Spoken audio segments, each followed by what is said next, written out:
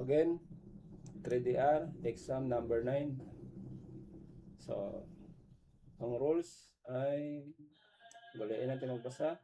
Ang rules ay purple, straighten up, fold, and add corner. So, purple, tapos wall, then missing corner. So, okay. So, check natin yung mapa, building. So, wall, okay naman. So, then, yung check natin yung wall.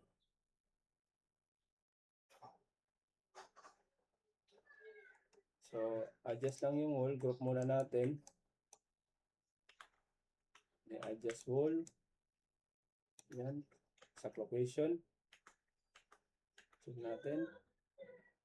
Ano po ba? Hanggang doon lang. Ito lang yung magandang view para sa wall.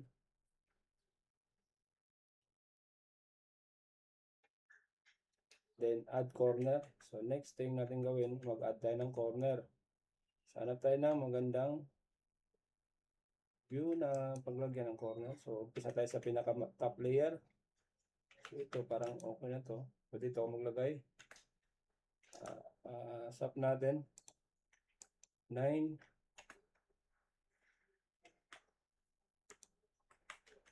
So, 9. Trace 9. Yan. Kuha ka na reference line. And atake mo pa loob. Then, press I. Trace mo lang to. Ganyan. The next, dito ang mababang part, hanapan natin ang view. Meron din dito. Dito. So, wala akong exact na magita. Parang ito rin, pwede na to. Hanap natin na iba.